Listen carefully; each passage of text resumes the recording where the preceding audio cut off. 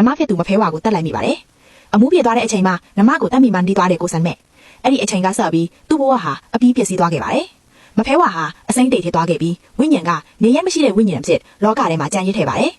ရွာသူရွာသားတွေကကိုဆန်မဲ့ကိုမကြည့်ရလို့ရွှေကုံဘုရားဖူးကိုခေါ်သွားကြပါတယ်ဒါပေမဲ့ဘုရားကိုရောက်တဲ့အချိန်မှာကိုဆန်မဲ့ဟာဘုရားကိုမမြင်ရဘူးလို့ဆိုကြပါတယ်စိတ်နာသွားတဲ့သူဟာပူဇော်ဖို့ယူလာတဲ့ရွှေတွေကိုသူ့အင်းထဲကအင်းတိုင်တွေမှာရွှေချပစ်ခဲ့ပါတယ်အဲ့ဒီနောက်ပိုင်းမှာတော့ကိုဆန်မဲ့ဟာအင်းထဲမှာပဲအချင်းကုန်နေခဲ့ပြီးတနေ့မှာတော့လုံးဝပျောက်ကွယ်သွားပါတယ်တချို့ကတော့အရှင်ထွက်ပြီးကွင်းမိုင်ကြီးဖြစ်သွားတယ်လို့ယုံကြည်ကြပါတယ်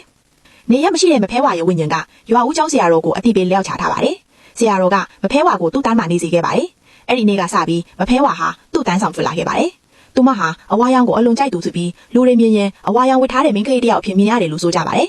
ဒီတဲ့ဟာနောက်ဆုံးမှာတာယာဝတီမင်းနားထီရောက်သွားခဲ့ပါတယ်အဲ့ဒီအကြောင်းမဖဲဝါကိုသူ့တိုင်းများဆောင်တင်ချိုင်းတကအရှင်မအဖြစ်အပိုက်စားပေးလိုက်ပါတယ်အဲ့ဒီနေ့ကစပြီးမဖဲဝါဟာလူမဟုတ်တော့ပါဘူးမဖဲဝါဟာအထက်နှမင်းတို့ရဲ့အမိန့်အရလူရရွာတွေကိုအချိန်တိုင်းဝင်လူမရပါဘူးဒါပေမဲ့စစ်ဖြစ်နေတဲ့အချိန်အလောင်းတွေပြည့်နေတဲ့အချိန်လူအများသိဆုံးမဲ့နေရာပင့်ထိထားတဲ့နေရာတက်တော်ကဲတင်ရမယ့်အချိန်ဒီအချိန်တွေမှာတော့မဖဲဝါဟာလူရရွာတွေကိုဝင်လာနိုင်ပါတယ်သူ့တန်းထဲမှာတရေတစီတွေကောင်လမ်းပြောင်းနေတဲ့လူတွေကိုလမ်းမှန်ပြပေးနိုင်ပါတယ်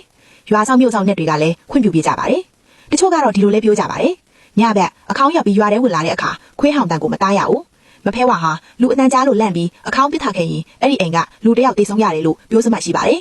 ဒါကတော့လေးလာမှတ်သားခဲ့သမျှမဖဲဝါဇာလာပဲဖြစ်ပါတယ်နောက်လည်းဒီလိုမြန်မာတန်တာရေးစမ်းဆန်ဇလန်းတွေကိုတင်ဆက်ပေးမှာမို့လို့ TikTok နဲ့ YouTube Channel လေးကိုလည်း Follow and Subscribe ခဲ့ကြပါအောင်နော်